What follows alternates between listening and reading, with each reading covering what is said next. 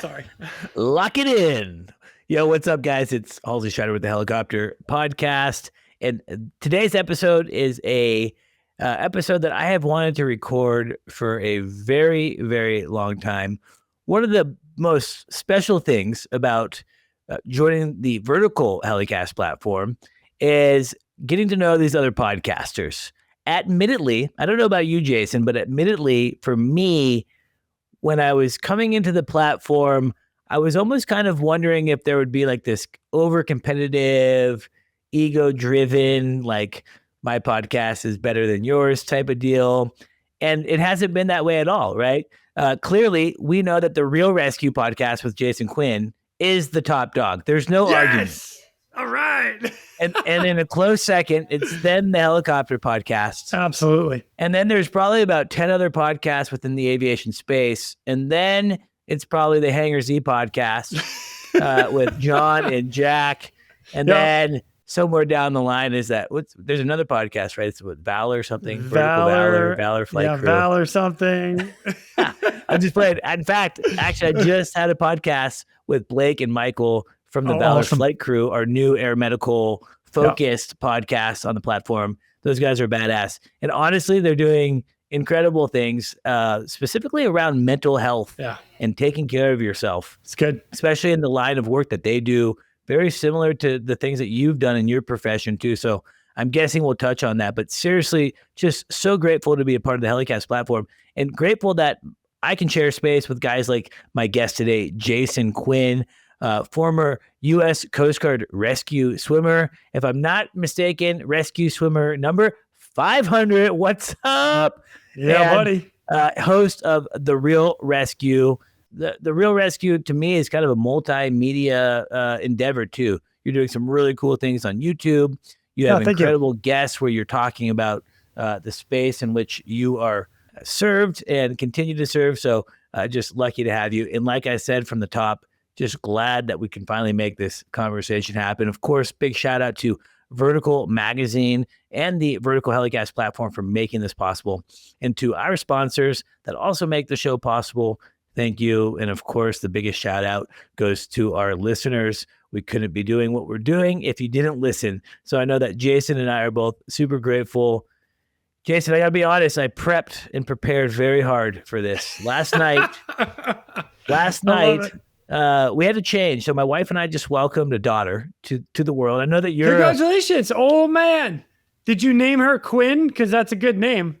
So we got Aubrey. Actually, Quinn was going to be a potential middle name for a different... I have a cousin, a late cousin, Quinn, that we were thinking of homaging. We ended up going Aubrey Jean. Jean is my grandmother. I like it. And one thing that we're learning, Jason, is that babies don't sleep very well. No. And we've had to adjust. In fact, producer Zach recently was like, hey, dude, you need to like change up how you're doing it. We're a month in. So last night we did a first go at where I hung out with the baby from about 8:30 to about midnight. And in that time, it gave me perfect time to do research on you. So what would I do? I turned on The Guardian with Ashton Kutcher. Oh, love it. And it's been a minute, but the movie holds. I got to be honest. I was loving every bit of watching that movie again. It's been years since I saw it, and it did actually get me kind of amped about it. So my first lead-in silly question is, anytime I watch a movie about helicopters, I'm always like, oh, that's wrong, that's wrong, that's wrong, that's wrong, that's wrong, that's wrong. Yeah. Is there any accuracy to that movie at all? Actually, there is a lot of accuracy to that movie, surprisingly enough. One of the cool parts about that in particular film is when they were writing it, they had Coast Guard rescue swimmers there on scene and on set as guys in the movie, including Bob Watson, John Hall, Butch Flythe, Josh Mitchelltree, and oh gosh, there was a kid that had just graduated out of A school as well. And it was cool to have that and see that. And then all the training that they went through, like pretty legit. It was cool. Now there were a couple of things that like I didn't do. Like I didn't do the get into the ice bath until you're shivering and like, oh God. They're going to know what hypothermia is in about 2 minutes.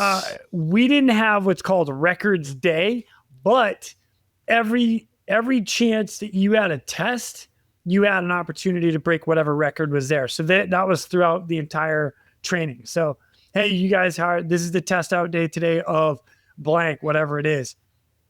There's your opportunity to break a record.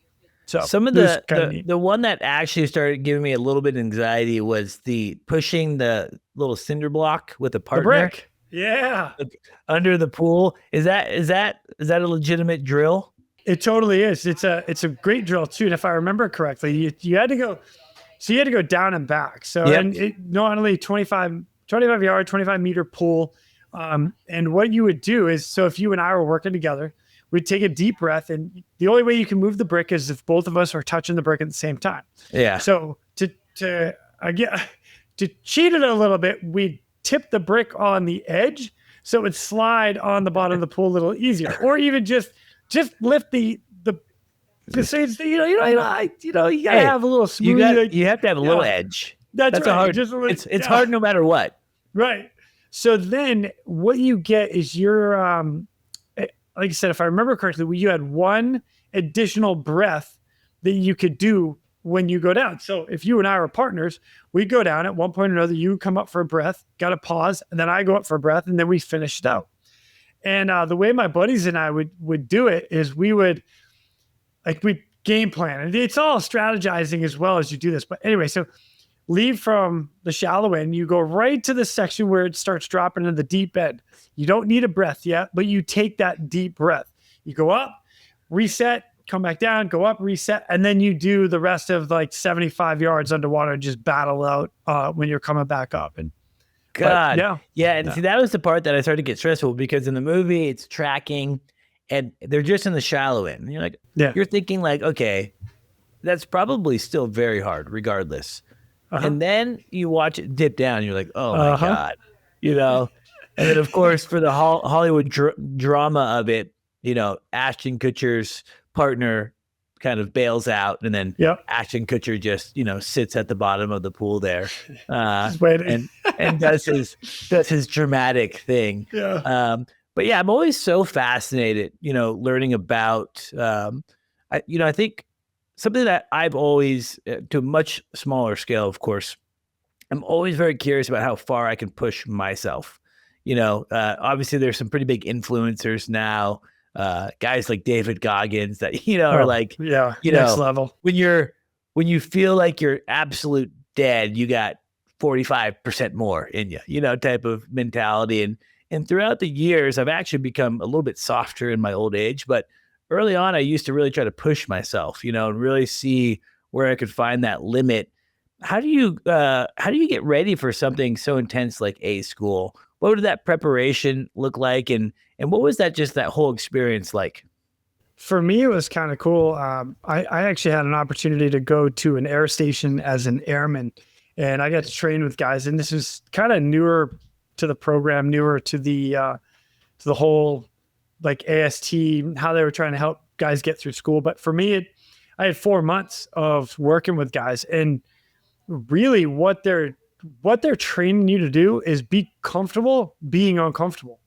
That's it. And once you learn how to be uncomfortable and you're comfortable with being uncomfortable, the rest is just battling through. Then it's just a mental mindset of pushing yourself to a constant red line. But at the same time, like that red line is like you hit that red line and then you back it off a little bit. And that's where you learn to maintain. So I want to say, like, if you're ever following like a heart tracker or like a heart rate thing, when you get into that upper yellow, that's where you want to maintain and hold. Mm-hmm. And then your red line is your training, where you're like, okay, this is, as long as I can train to this point, then you're constantly getting better and better. But going through A school, it's progressively harder, and they're always pushing you to that red line, always. And that's the goal. I mean, we used to do runs. I'd watch guys throw up at the end of every run. You're like, really? Yeah. You ran a little too hard on that one, didn't you? That was my classic thing playing football in high school. We had to do 240s, which was 240-yard sprints. So it's the back of the end zone to the back of the end zone and back. And this was the summertime in Oregon, which is actually pretty warm, 80s, 90s. And we did this every day. And we progressively went up. I think the most we ever did in one time was like 15, which is wow, a lot. That's a lot. And there's kids peeling over, kids throwing up. I was throwing up. But it is crazy. Like you can actually, I'm guessing at that point, maybe for high school kids, it could have been maybe a little, I don't know. Times have changed, I think, a little bit. So I don't know if they're doing that anymore. And I think they're probably even finding out that there's maybe some negative return on some of that. In fact, one of my buddies got this thing. I forget what it's called, but it's like when your cells like harden up. Rhabdo. Like he got it like in his calf, and like it was like a big, serious, scary thing. But it's actually, I'll tell you out real quick. It's called rhabdomyolysis, and it's a condition where the damaged tissue, so your muscles will break down, and then it'll release some of that into the bloodstream, which gets into the kidneys, and then the kidneys get complicated. Yeah. So that's what. Yeah, I remember it was like the kidneys were all messed up, and people are very aware of that now. As a matter of fact, going through A school, they actually. I got pulled out of the pool one day just because I was getting my butt kicked, and next thing I know, I'm throwing up all over the side of the pool deck. They're taking me down to medical. All bad. But I ended up having to get grounded, or they pulled me out of. They said I couldn't work out for a couple of days, and like looking back now, that was rhabdo, like a small version or a light. I'll call it a light version. There are people that get just trashed if they go too far, but it's a side effect of rhabdo. Yeah, it's interesting. I don't know. For me, something that I've had to, again, I've always liked to push that limit. And so a few years ago, I went on this big running kick, and I started running, and I just, like Forrest Gump, I just started running. That's great. It was like a mile at a time. I think the first day I ran like 1.2 miles. And then by the end of it, I was training for marathon. I was getting up to about 21, 22 miles at some points. And then I ended up messing up my IT band, but running some serious distance for me, at least. And there was one run in Texas that was pretty warm. I was good on my nutrition. I was good on hydration, and had my whole run planned out to also have nutrition during my run, and everything was all nicely choreographed. Yeah. Get my run done. It was pretty hard. It was a little bit hotter than I thought. The elevation gain was also a little bit more than I thought it was going to be based on my app route that I had picked out. And man, I ended up getting sick, Jason, for like 3 days, maybe even 4 days. Like with a fever, horrible. And then since that one incident, I've had that happen now like 2 or 3 other times where one time I was mountain biking here in Redmond up this big, steep, crazy climb, and a super hot day, got really, really sweaty, got sick for like 3 or 4 days. So I don't know what's wrong with my body, but nothing actually. No, nothing. So you know what? I'll help you out with that, because please do. Like one of the things that I've done is throughout my career. So I went back through A school back in 99 into 2000. And I've learned so much since then, rhabdo being one of them. I've had that exact experience you're talking about. Like I've done the Murph, the 1 mile run, 100 pull-ups, 200 push-ups, 300 air squats, followed by a 1 mile run with a 20-pound vest. It's a gnarly workout. And something that like has happened to me, same thing, where you overexert your body. It's almost a heat stroke, but it's not stroke. It's like, but you're exhaustion. Yeah. So you end up getting the chills. You end up shivering, even though you're like so hot. So what you're doing is your body has compensated for that problem, right? You've healed from that. And because you've had to heal from that, your body is not at that threshold anymore. So you have to build back up to that threshold again. So if you're going to try to get to where you were before your body's ready, it's going to happen again. Yeah. And that's the only thing that's going on. I really do have to monitor myself now. I really have to like pace myself, because I've honestly, I have always enjoyed this idea of like pushing it just to find that limit. And there was never really like a negative consequence. Honestly, it wasn't until that particular run that was like 4 years ago. And then it's happened at least maybe 2 or 3 other times. And so I'm a little gun shy, but I need to like start working out more. I've really, I've immersed myself kind of in my work, and I need to find this area of getting back into it, right? I want to be physically in shape. I think it's probably, one of the best things we can do. That's beyond the point, obviously. So what inspired you? I'm guessing I have listeners here that have thought about a career in the military, maybe even specifically the Coast Guard. For my listeners, no doubt, in my just personal opinion, the most badass flying job in the military for helicopters, I feel like, would be in the Coast Guard. I feel like those pilots get to do some crazy things in flying really nice helicopters, flying in some super gnarly conditions. And then obviously I would say that a rescue swimmer, as it goes to the branches, has to be one of the most badass jobs that you can have in the entire military. So, to our listeners, I would be, I guess, curious, Jason, to hear from you of what kind of inspired you to join the Coast Guard, and then crazy enough idea then to become a rescue swimmer. Jumping out of helicopters in the ocean. Yeah. Like, what could go wrong?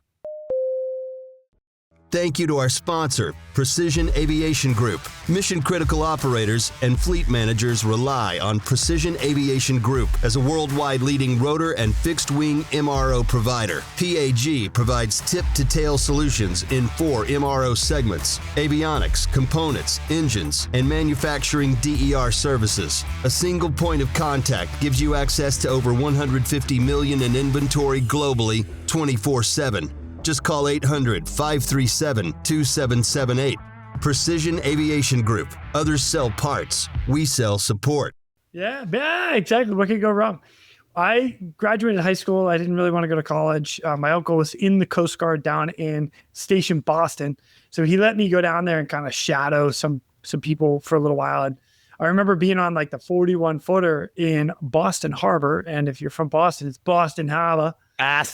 Boston Harbor. You're a real masshole. Yeah, exactly. So we ended up going out, cruising around in the boat, and we got back to the dock, and the star alarm goes off. And I'm like, oh, what's going on? And they're like, we got a star alarm. You got to get off the boat. And I'm like, I want to go. What are you talking? Start to red. Let's go. And they're like, no, get off the boat. You're not even, no. So that kind of kicked it off to, you know what, this would be a cool career and fun thing to do. I love being on the water. I love doing this. I love driving boats. It looked like a career that I could get engrossed in. I get into boot camp. They show a video of a bunch of dudes working out and then jumping out of a helicopter. And I'm like, oh, say no more. I'm in. That's what I want to do. And that's where the path took me. As far as comparing the Coast Guard pilots and rescue swimmers and air crew to other services, the Coast Guard pilots they fly in some gnarly stuff, like crazy headwinds, crazy weather, crazy visibility. You're asking to hold a hover like over moving targets at all times. And the hardest hoisting to do is a boat a sailboat specifically, dead in the water at night in some sort of sea state, whatever it is, 10-foot waves. And that's gnarly. The backside of that is where compared to the other services, a lot of the other services, they fly the helicopter a little bit, I'm going to call it harder, where your banks are a little bit steeper. You have your return to target, your, if I remember correctly, it's called a hammerhead, where you pop up, roll the tail down, and then you're coming straight down. Coast Guard, they don't really do that. A lot of tactical, like warfare, tactical flying. Yeah, they'll roll down and they'll flare at the bottom, level off, ropes go, people fast roping out. Coast Guard's a little I don't want to take away from what they do, because they do an amazing job, and some of the best pilots I've flown with are Coast Guard pilots. But they just don't. There's no need to fly that hard on the aircraft. So it's like a little more finesse. Yeah. So I think off the top of my head, I'm not a pilot, so disclaimer there, but like we were limited not to go to like 40, 45, 50 degrees. Bank turn was our max that you could turn. When you're coming into your flare on your autos, it was, like everything was finessed at certain angles and degrees, and they were trying to keep everybody from going beyond that. And a lot of that is to help save the aircraft so you can fly it longer, which is why the Coast Guard has over 10,000 hours or 20,000 hours, whatever it is now, on the aircrafts. It's crazy the amount of hours. It's absolutely insane. And I don't think it takes anything away from the pilots. Honestly, what I always tell people is that what makes a good pilot is a pilot that can adapt to the mission that they're flying, right? Fact. So one of the examples that we use all the time is that historically, not the rule, there are exceptions. And this is going back from just getting to podcasts with a lot of people that flew in the military, also just a lot of friends that flew helicopters. But there is sometimes a transitional issue of military to civilian. And it's not because military pilots are bad pilots. They're fantastic, well-trained, really good at the mission that they flew, which is typically 2 pilot crews flying tactical style flying. Say if you're in the Army or you're flying like an attack helicopter, everything's quick. You're flying in a helicopter like a Black Hawk that is extremely capable, right? I would have a student that was flying in the R-22 going through her civilian training, and she was also a Black Hawk driver. And, I would be like, hey, when we do this off airport, we should really try to land into the wind. She's like, oh, well, the Black Hawk can just land wherever. I'm like, well, yeah, that's a Black Hawk. We're not flying a Black Hawk right now. So I think it's, I've always talked about that. Like for whatever the mission is, that's what makes a good pilot, someone that can adapt into that type of flying. So if the Coast Guard doesn't demand, say, the yank and bank of like a traditional tactical warfare style flying, that doesn't take anything away from them. It's just not their MO. It's not what they're supposed to do. They're supposed to go fly, at 3 a.m. in, snow and ice over the Bering Sea, right? Yeah. That's the insanity to me. And honestly, kudos to the helicopter. It's amazing that the helicopter can fly in those conditions. Yeah. Yeah. It's insane. Yeah. Some of the stuff that these guys and some of the awards that I get to read on the Real ResQ podcast, it's I look at that, like this is crazy. Like even the stuff that I've been in some crazy stuff personally, but I read some of the stuff that these guys are, I'm like, we are insane. There's no normal person that would be like, this is a good idea. Let's go do this right now in this weather, in this environment. But it's what we do. And that's all branches, all rescue. Totally. It's a personality trait. And to some bit of it, I get for sure. Like I love when I flew air medical, this idea of sense of purpose, sense of mission, this idea of doing something. You're not just flying around aimlessly. You're not just giving tours. Nothing wrong with giving tours, but you're, with an air medical mission, I was going and helping someone on a really bad day. And it was really fun to be able to convert my skill into that. But it takes a special individual, I think, to do what you do, because I'll be honest, I was in Hawaii recently and I didn't even like being in the ocean there. Let alone. Oh, that's great. And actually, I grew up on a lake. I'm going to throw myself under the bus here. I grew up near a lake, not on the lake, but,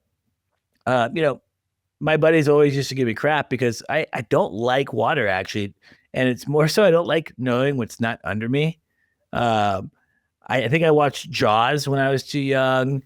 And so I could be in any waterway, lake, creek, river, ocean. And I could think that Jaws exists within that realm. And so I just have a total phobia of legitimate, even recently kiteboarding in the Columbia River where it's deep water and there's sturgeon. They're harmless fish, but they're big. And it freaks me out. It takes away from my enjoyment of actually kiteboarding. So I guess what is it?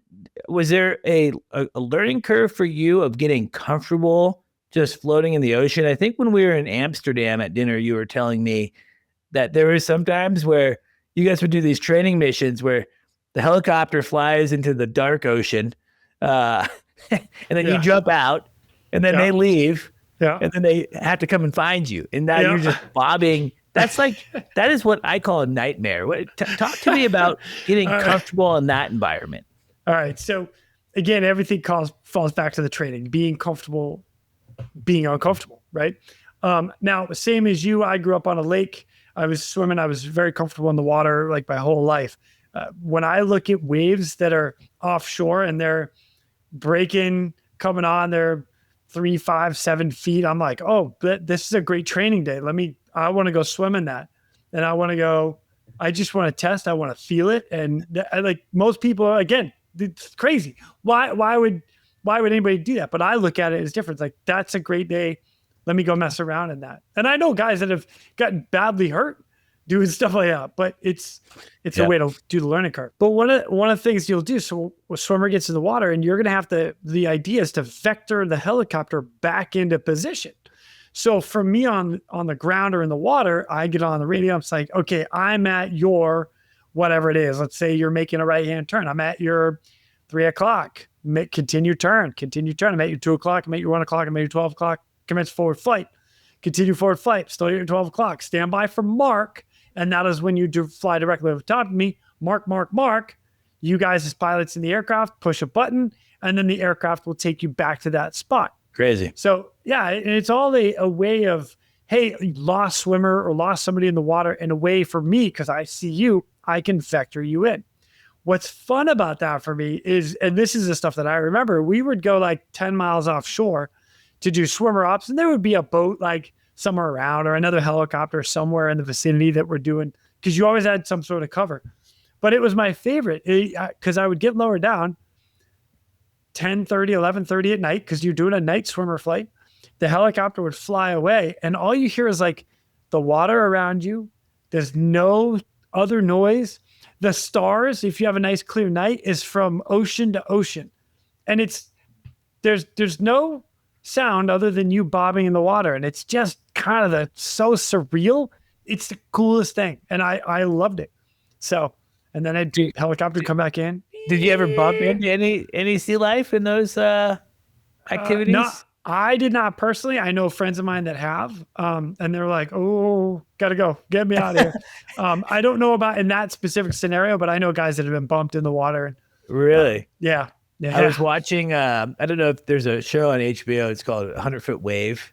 And it's about, it's really cool. It's about kind of the evolution of big wave surfing specific to Nazaré, Portugal. Oh, yeah. Which has like the biggest waves. And this recent season, I think it's like season 3, they kind of go away from Nazaré and they start traveling to these different areas. And I think it was off the coast of California. There's like this once in a, it happens like every 10, 20 years, like this big break that's in the middle of the ocean happens. And these guys will go, there's like a some type of submerged land mass that makes the break. And so you travel overnight off the coast. And these guys are surfing and all of a sudden they're talking on the radio like, oh, there's a big fish. And I guess that's like surf code for great white shark. and here they are getting towed into these giant waves, knowing that they're, if there's one great white, I'm guessing that there's more. And man, the balls of steel. I could not do it, Jason. I couldn't bob in the ocean at 11:30 at night. So much respect. So we all talk about, I sometimes will share some memorable stories from my air medical days that are kind of, I guess, encapsulate what it meant for me to be an air medical pilot. So I'm just curious if there's a story, something that like just has stuck with you of like, man, that was such a wild experience. Maybe it was a rescue that you did or whatever it may be that's just had a long lasting impact on you that you think about regularly. There are a lot actually. And it's based on different scenarios, different rescues, different medical transports. There's a lot. I will tell you, like, if you go, I can give you a couple right off the top of my head. I'm lucky enough that I earned an air medal on my very first rescue. The entire crew earned air medals. It was a pretty gnarly flight, and on scene, it was getting hoisted down to a boat, 20-foot waves, middle of the Bering Sea, snow blowing sideways, pilot window showing up, litters hitting the side of the boat, sparks are going everywhere. It was gnarly. It was absolutely gnarly. And I remember getting back, like when we landed, and That is episode 1 on the Real ResQ Podcast. Nice. I got to throw that one out there. You got to plug it. Hey, trust me, we're going to talk a lot about the podcast because I'm also really fascinated to hear about the evolution of that. Cool. And like when we landed after that very first rescue, I remember sitting back in my seat. I'm like, holy shit. Like, that's gnarly. And it was all right, cool. This is what I signed up to do. I'm excited that this is what I've done. Well, come to find out, it's not like that all the time. It's only, it just so happened it was my first duty day, or my first rescue. And then fast forward about 2 years later, I had another one that earned me a Distinguished Flying Cross, and the rest of the crew earned air medals on saving guys off a burning ship called the Galaxy, which again, episode 100 on the podcast. So those are ones that really stand out to me. Some of the other ones that really stand out to me are kind of fun and or funny. I'll tell you one that I have not shared on any other platform. Oh, we're getting it exclusive. I like that. Right here on the Helicopter Podcast. Check it out. I got you, man. Thanks, Jason. I was stationed in Humboldt Bay, California, and we get word that there's a boat that's getting washed up on the beach. So cool. We launch, and the pilot that was going, I wish I could remember his name, but he was just signed off as a PIC. So he'd done all his SIC stuff, and he's so excited. This is his first rescue as a PIC. And it's like literally right off the air station, about a 10-minute flight, quick. So we take off, we fly over, and there are these dudes that are like pulling their boat. It's getting rocked by some of the waves, and it wasn't a big wave set. It was only probably 2-3 feet, but the boat's getting kind of pummeled on the ground, and we're like, what the heck is going on? So we roll up a little closer. The downwash of the helicopter's starting to hit them, and they're kind of waving, they're pushing us back. And I remember the pilot being like, Quinny, just go down there and find out what they need. I'm like, roger that. So they hoist me down to the beach. I go running over. I'm like, guys, what's going on? What do you need? And they're like, nothing. We just need you to back off. We're trying to pull the boat on shore, and you're blowing us over. I was like, oh, hey, no worries. All right, man. Well, you guys good? They're like, yeah, we're totally good. We're just trying to get the boat up on shore. Imagine that. That's funny. Okay. You're like, oh, call us if you need us. Yeah. I thought they were I thought they were moving some drugs or something. No, nothing. Just out for a sail and wanted to get the boat back up on shore. That's so funny. Yeah. You mentioned this pilot, this newer pilot just got checked out for PIC. Obviously I would assume that flying in the Coast Guard, specific to your background as a rescue swimmer in the Coast Guard, I'm guessing that there's a big emphasis on kind of this crew resource management, this idea of everyone working as a team and having a really effective team. I have a cool story that I'll kind of talk about that was told to me, but I want to hear from you. What was that experience like? How does the Coast Guard train that? And then how does it actually implement it in the field when you're working with a crew? It's time for your Heli Life giveaway secret word. Listen up and remember this word because you'll need it to enter for a chance to win exclusive Heli Life gear. Ready? This episode's secret word is windsock. Visit contest.verticalhelicast.com to enter the secret word. So the Coast Guard actually will go over crew resource management every year. The stand team will come out, which is a standardization team, and they're making sure everybody's doing the same thing across the board, across the Coast Guard. And when they come out, they do an entire hour-long lecture on crew resource management. It's a huge thing in the Coast Guard. I have taken that out of the Coast Guard and brought it to everywhere I've been. I've had good things. I've had bad things. I've had pilots up front upset in a different language, saying that swimmers are never going to tell them what to do as a pilot. Interesting. And yeah. It depends on the country you go to. It's interesting. But circle back to the Coast Guard. They are very crew oriented. And one of the great things about it that I really enjoyed was you would get in the aircraft, the pilots and air crew rank was there and your respect was there. But it was me and you. It was Jason flying with Halsey, period. And if I say, Halsey, man, I don't like this, done. We reset, we talk about what's going on. Why do you not like this? How is this going to affect this? Blah, blah, blah. And then we have a full conversation in the aircraft. Reverse that. You say, Quinn, I'm not putting you down there. I don't know if I can get you back. No problem. That is your call as a PIC. Like, you voiced your opinion. I understand. I might argue and say, not argue. I might throw my points out and say, here's why I think we can do this. Put me down, da, da, da, da. And you're like, and then you might weigh that and say, okay, you know what? Let's do that as a crew. Let's make that decision. And that's happened out there as well. Not me personally, but other guys where I know a guy, I'll give you a story that I've heard. I've not talked to him personally. So this is the rumors. I love rumors, like rumor mill. Yeah. I had another guy call me and tell me about this, but Coast Guard rescue swimmer, they get launched out into, into the mountains area because some girl had broken her leg. And he told the pilot, you got to put me down. And the pilot was like, I'm not putting you down because then I can't get you back. I can't get you back. He's like, you put me down or they're going to die. Sure enough, he won the argument. Air crew put him down, or the pilot put him down, and they had to bug off. They had to leave him there. He spent the night with the victim, saved her life. Yeah. And the next day they went out with a Black Hawk from National Guard and went and picked everybody up. And even the National Guard is like, there's no way they're alive. It dropped well below freezing. Oh my God. No shelters, da, da, da, da. But I mean, that's that crew. That's a conversation, right? You don't just drop in and be like, nah, we're not going to do it. Or yes, we're going to do this. We're going to fly into the mountain. No, it's a conversation. And I really appreciate that in my time in the Coast Guard, because it has taken me, even now, it's wonderful to have that crew resource management, having everybody's voice in the cockpit. I love it. Well, that's that's a great way of understanding and mitigating risk too, right? Because people can look at what you guys do in the Coast Guard and say, man, that's just stupid, right? It's so crazy, it's stupid, right? Yeah. But it's not, because it's you're extremely well-oiled machines, right? You guys are top tier shape, you're top tier trained, but you are analyzing the risk, right?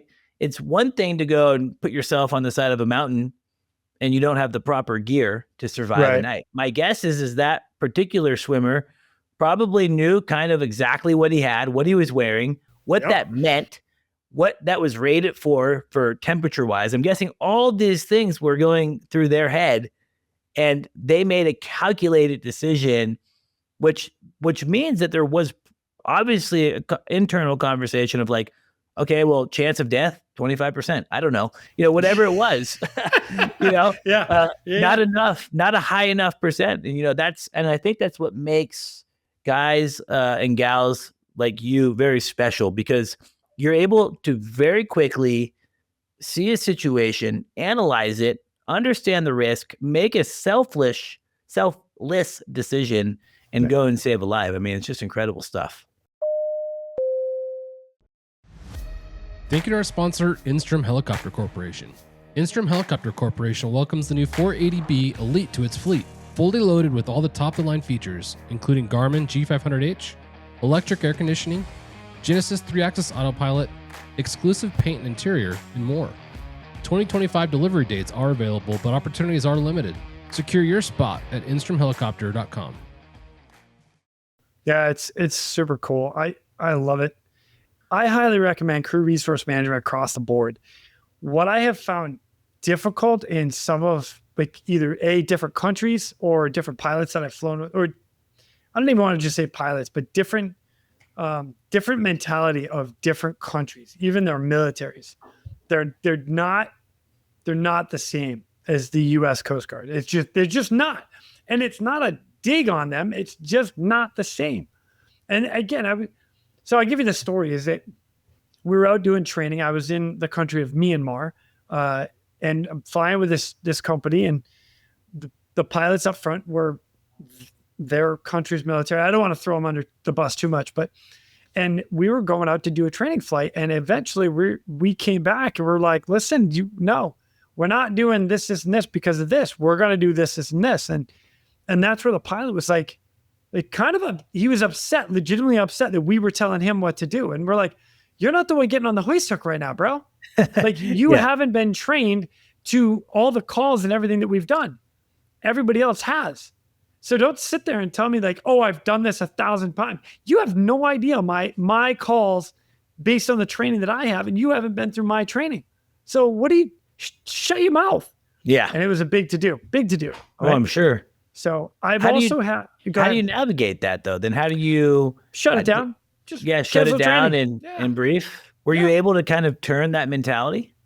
Yeah, later. It took a little bit, but I mean, and after like cooler heads prevail, like everybody, let's walk away from this. Like there's no reason to fly with a hot head. There's no reason to go out and train when everybody's pissed off. Like that's not the time to go. Yeah, let's do that and then throw in an emergency. Let's see how that works. That doesn't work very well. So just shut it down. Right? Yeah, totally makes sense. And I'm going to throw a bit of civilian pilots under the bus here on this one. But one of the interesting side of flying with multiple agencies, multiple people in my career is some of these civilian pilots, you haven't had a backseater. You haven't had somebody that's like clearing the cabin door, clearing the main landing gear. You've never needed it.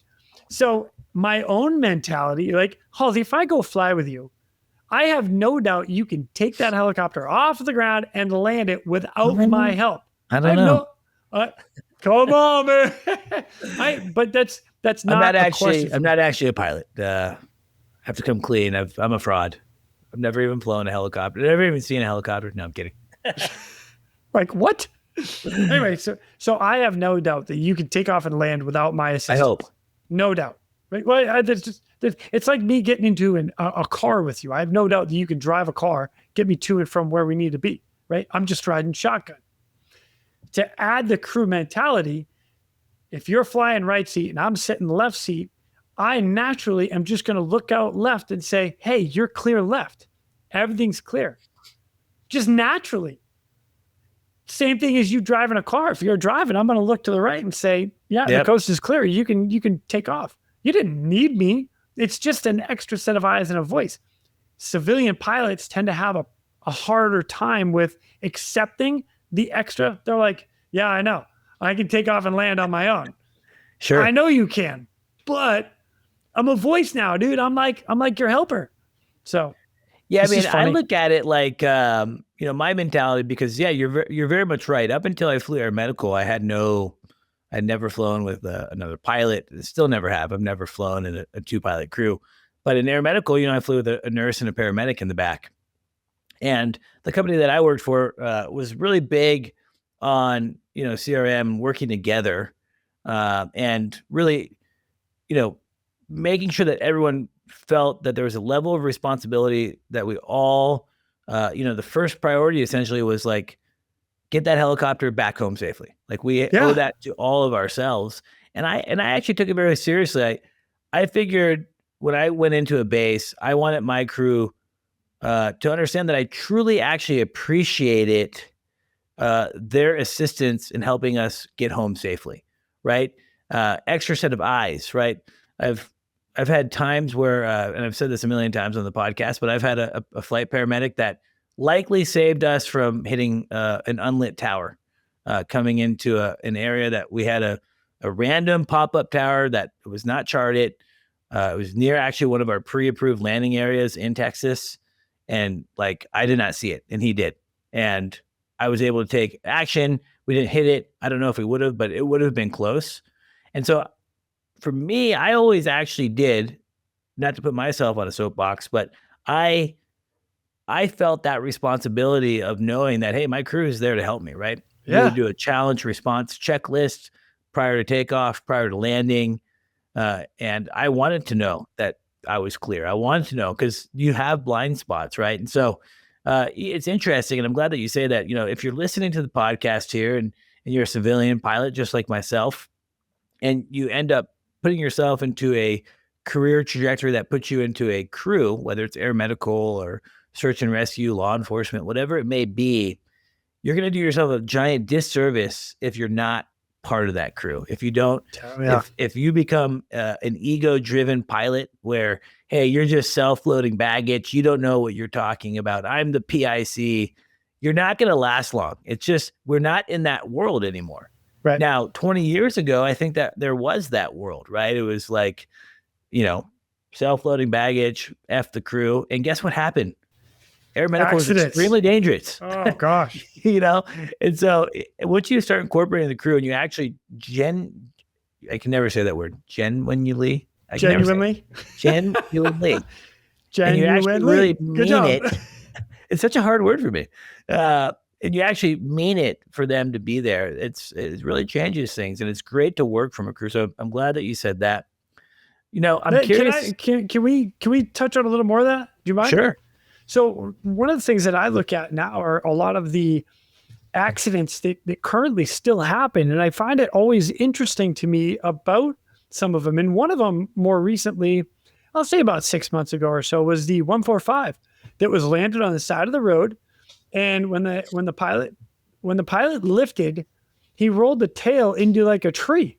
Yeah. And I was like, okay. And I get it. I can see it. Like the winds might have adjusted and he needed to get that nose in. Didn't quite have enough power to be able to climb out, and a bunch of different aspects. But you are now changing the way you came in to the landing zone.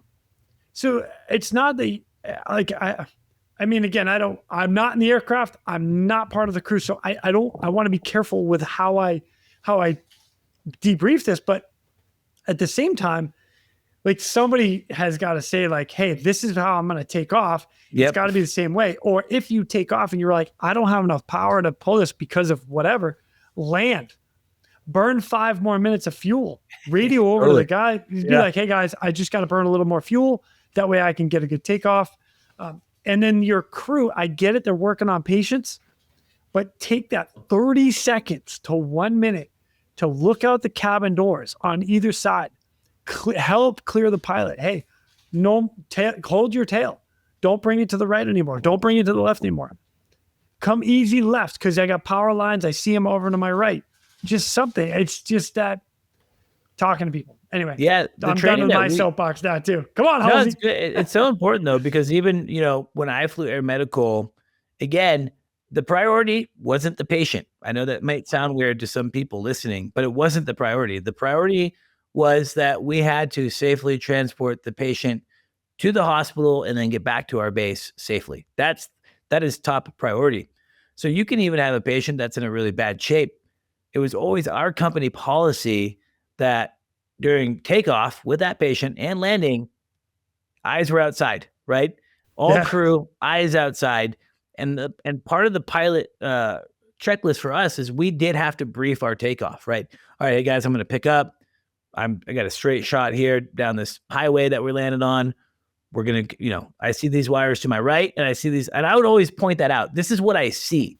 Yeah. And I would tell my crew, if I say that I see the wires to the right, and then I keep talking about something else, and I don't mention that there's wires to the left, and you're like, oh, I wonder if Halsey sees that. Don't assume, right? In fact, something that I found staggering is I did a wire, flying in the wire environment class years and years ago. I think it was put on by maybe Portland General Electric out of Portland. And one of the number one causes, or one of the number one things that they would hear from linemen, the guys that were flying in the helicopter to do the line patrols, after a wire strike that they lived, the lineman would say, I saw the wire. I assume the pilot saw the wire, right?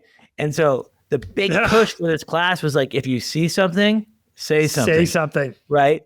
And, I think it's very common, especially, again, mission-oriented, right? Even though we're telling ourselves the priority isn't the patient, that's the mission, right? And we want to help save that person's life. But yeah, you got to take your eyes out for, say, 30 seconds. Yeah. Right? Because if we crash the helicopter, then that patient's really screwed. Oh, yeah. Yeah. And one of the other things that I like is, like, if you and I went flying, you and I have never actually flown together, right?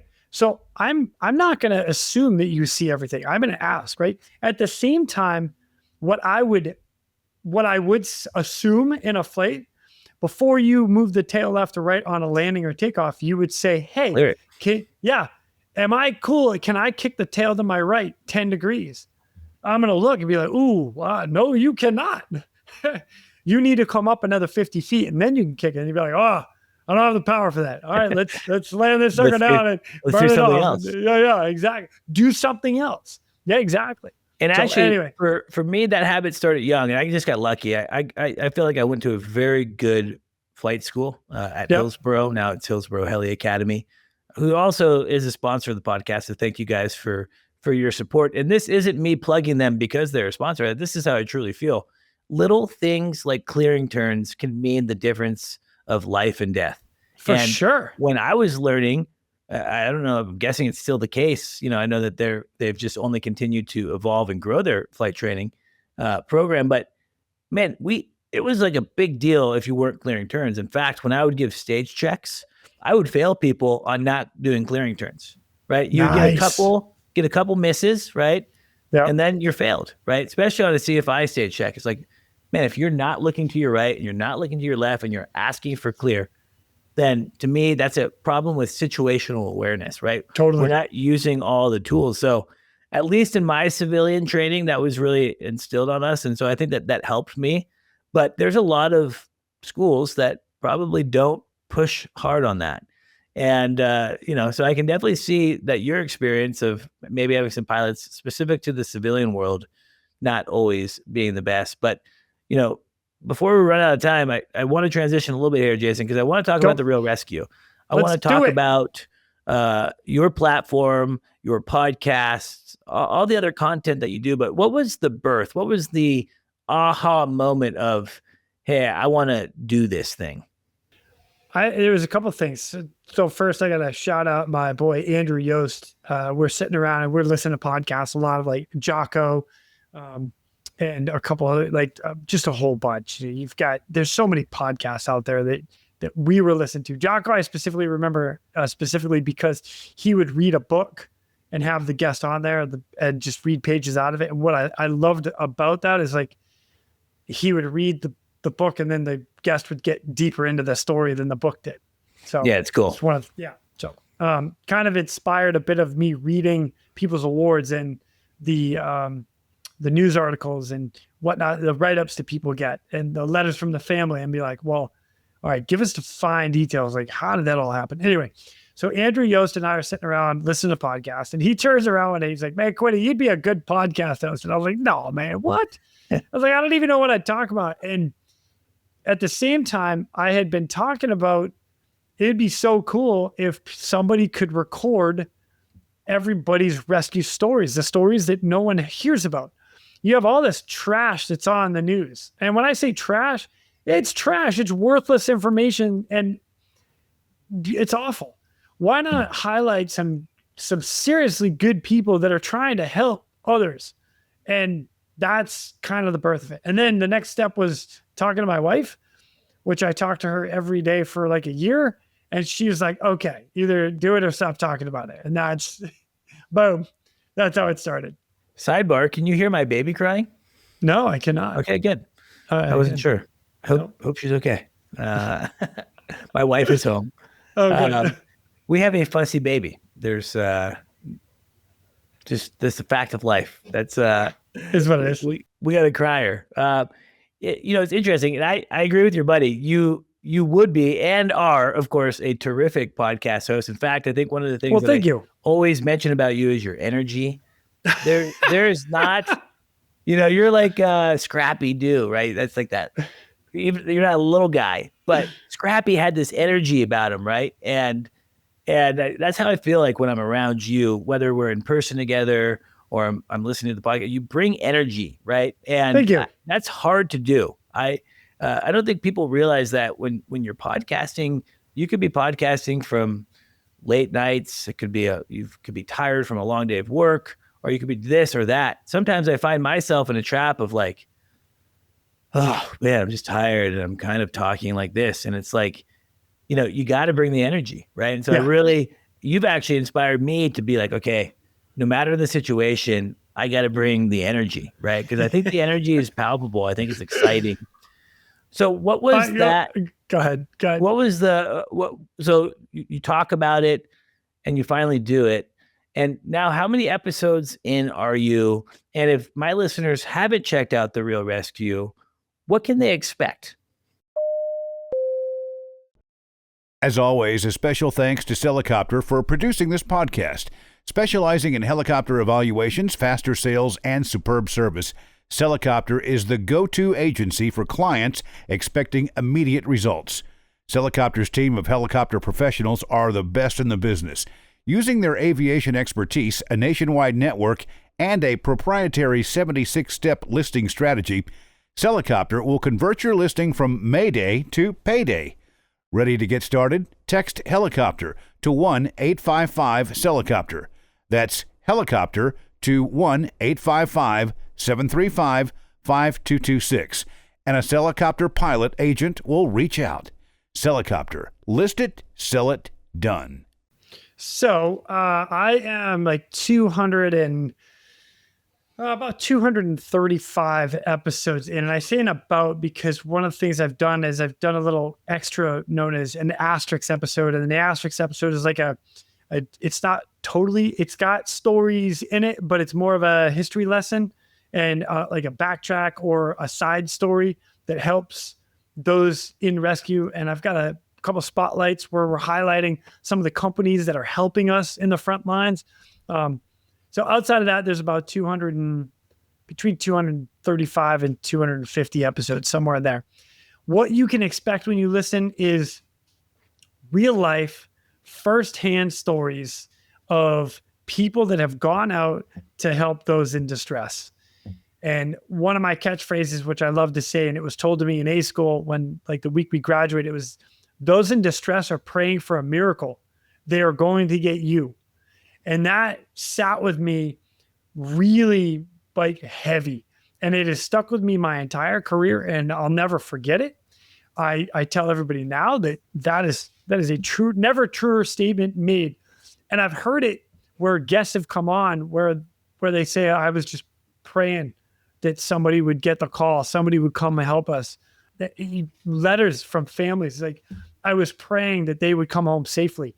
It's unreal. And yeah, I'll throw this one out. Episode 101 out of the biggest rescue that I had, which was the Galaxy. Captain Shoemaker came on and told a bit of the prequel to us getting there. It was really, really cool. And I didn't know a lot of it until him and I got talking. But one of the things that he mentioned was him and one other guy were the last two guys off the vessel.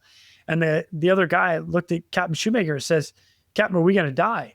And he's like, probably. And he's like, oh, I don't believe in God.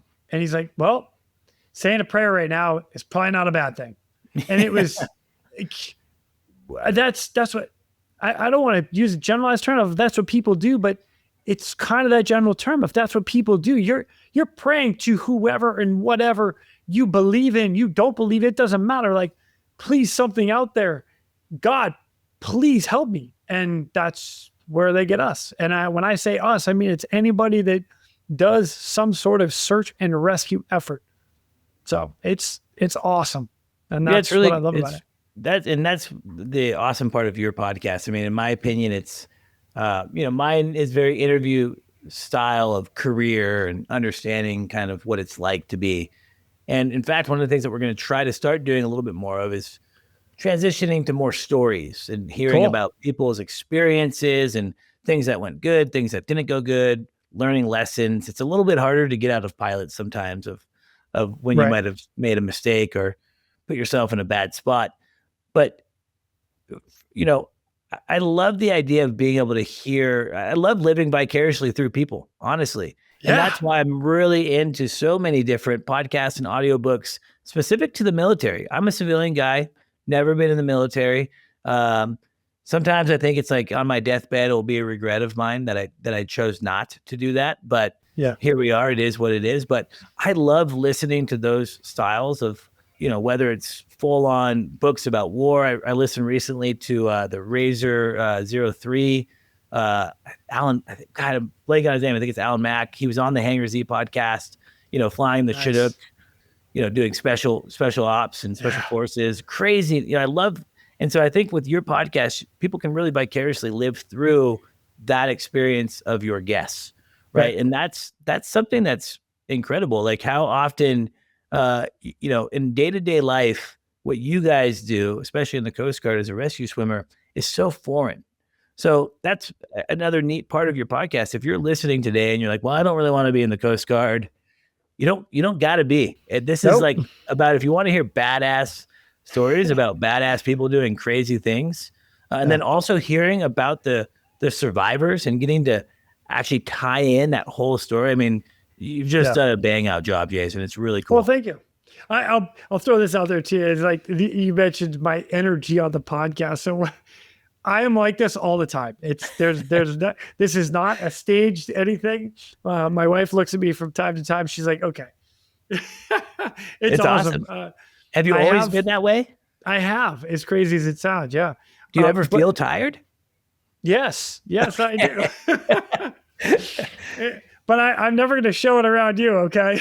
Yeah, you can't. I mean, even sometimes, when you've been over like in Saudi Arabia or wherever you're at, and you're jumping on our meetings and it's like 1 a.m. or something. And you're like, oh, I just woke up. And you're still like, I don't act like that when I just woke up. I just get excited to be around you, Halsey. Man, let's go, I appreciate dude. that. But hold on, let me tell you this like real quick. Is that so the energy level that I'm talking about is like I get so engrossed in the stories that are told, and I'm living vicariously through them. Like it's the first time I'm hearing the story too. So I get just as engaged as I hope that everybody else does. And it's every emotion that you can think of. It's the super happy ending where everybody lives and goes home and kisses their families and parades and awards. And it's great. All the way to the other side of it where you've got major death and destruction and people are crying, and it's everything that you could possibly imagine. And you never know what's going to be told. You never know what people are going to get into. It's what I love about doing the podcast. Yeah, it's super cool. I mean, you're telling real life stories of heroism, tragedy, amazing things, sad things. I mean, it really hits all different human emotions. And in sales, right? That's what I do in my real life. I always talk about, it's easy to sell something that you believe in, right? So like why I feel like my company is successful is because I believe in myself. I believe in the listings that we choose to list. We're very picky. I believe in what we're selling. And it's very apparent that the podcast for you is a labor of love because you truly believe in what you're talking about. You love hearing these stories. You get as excited as your audience does. And that's a really cool thing. And I don't know if all podcasts are like that, to be honest. I think that you've really put yourself in a unique position. And so just kudos to you, man. I'm lucky to share the same platform. It's so cool. Yeah. I'm happy to be here with you, man. This is good. So what's next in the Real ResQ? I know that you guys have been doing some cool things on YouTube as well. What are some exciting things that people can look forward to? So I have a lot of things coming out. It's like kind of working on in the background. Some of them may work out, some of them may not. It's kind of a trial and error and experiment. One of them that I am going to be coming out with in the near future is going to be like a what it takes series. And it's going to be what it takes to be a hoist operator. And I've interviewed a bunch of people right now throughout the world. And it's going to be like probably a 4, 5, 6 part series. And it'll be all the different ways that you can get into it. Because the questions get asked to me all the time, like, how do I do this? So there's something like that. Some of the other things that I'm trying to get into a little bit more is actually going out and training with some of the agencies that do search and rescue. So I've done a couple already where I got to fly with the California Highway Patrol and did a little video with them and showed a little bit of their training that they do. I get to work with a team called Frost, the Fast Operation Response Team, safety team, Frost. Anyway, Frost, and those guys, they support air shows. So, very cool. According to the FAA, if there's an accident on the airfield, you need to be able to respond to that in less than 1 minute. So those guys strategically set up on airfields for response in less than a minute. It's awesome. And then I got a chance to go out with Sonoma County Sheriff's Department out in California, and they do all long line, all on the coast, and they do mountain rescue, ravine rescue, and ocean rescue, because the Coast Guard would take 30 to 40 minutes to get up there, and they don't have a hoist. It's all short haul. It's awesome. So, and then I've got a couple other things kind of scheduled in the future, and if those come through, they'll all be little short clips and stories on YouTube as far as what people are training to do, training for the Real ResQ. I don't know. I just feel like a Discovery Channel show. There has to be, right? It'd be great. I just think like you're telling like this day in the life of doing badass things like that. If they can have a TV show about trains, they can definitely have a TV show. They do. I watch the Smithsonian Channel. That's how you know I'm old. And one of it's like about trains, and I love it. It's really fascinating. You learn about trains, but man, I think that would be so cool. I'm so excited to continue to consume your content, and I guarantee that your Real ResQ atmosphere is only expanding, which is really exciting. So I hope to our listeners, thank you. if you haven't checked out the Real ResQ yet, I highly recommend it. You can check out the Real ResQ on the Vertical Helicast platform, or you can go to wherever you enjoy podcasts and check it out there. Also, got to check out some of the cool YouTube videos that Jason's done. Again, he brings his A game to everything he does. It's a total passion for him doing the Real ResQ, and so it's just palpable. Jason, I'm so glad that we finally got to connect on my podcast. Me too. And I look forward to getting to hang out. I don't know what the next plans are with in-person stuff, but I'm sure I'll see you sooner than later, and I look forward to it. Yeah, me too. Whatever it is. Hey, thank you again for the invitation to join you, man. It's always nice to see you, buddy. Hey, I feel the same way. And again, to our audience, collectively, we couldn't have this platform without you guys. I'm just grateful for that. It doesn't get lost on me that people truly do listen and tune in, which I think is really neat. And kudos to MHM Publishing for putting together a platform with so much diversity, right? We got Hangar Z with law enforcement. We got the Real ResQ with Jason, again, centered around what he did as a U.S. Coast Guard rescue swimmer, and hearing about all sorts of people that are doing similar things to what he's done. We have the new Valor flight crew, which is the air medical side. Those guys were on my podcast recently, super cool guys. And of course, the vertical MRO, which is a big deal, and talking about, the maintenance, repair, and overhaul of this industry, really kind of the backbone actually of keeping helicopters flying. So we are just lucky to have such a diverse platform, and I'm just lucky to be on it. Jason, thanks again for joining the Helicopter Podcast. Anytime, brother. Please stay tuned for a final word from our sponsors. Thank you to our sponsor, Precision Aviation Group. Mission-critical operators and fleet managers rely on Precision Aviation Group as a worldwide leading rotor and fixed-wing MRO provider. PAG provides tip-to-tail solutions in 4 MRO segments: avionics, components, engines, and manufacturing DER services. A single point of contact gives you access to over 150 million in inventory globally, 24/7. Just call 800-537-2778. Precision Aviation Group. Others sell parts. We sell support. Thank you to our sponsor, Instrom Helicopter Corporation. Instrom Helicopter Corporation welcomes the new 480B Elite to its fleet, fully loaded with all the top-of-the-line features, including Garmin G500H, electric air conditioning, Genesis 3-axis autopilot, exclusive paint and interior, and more. 2025 delivery dates are available, but opportunities are limited. Secure your spot at instromhelicopter.com. As always, a special thanks to Celicopter for producing this podcast. Specializing in helicopter evaluations, faster sales, and superb service, Celicopter is the go-to agency for clients expecting immediate results. Celicopter's team of helicopter professionals are the best in the business. Using their aviation expertise, a nationwide network, and a proprietary 76-step listing strategy, Celicopter will convert your listing from Mayday to payday. Ready to get started? Text helicopter to 1-855-Celicopter. That's helicopter to 1-855-735-5226. And a Celicopter pilot agent will reach out.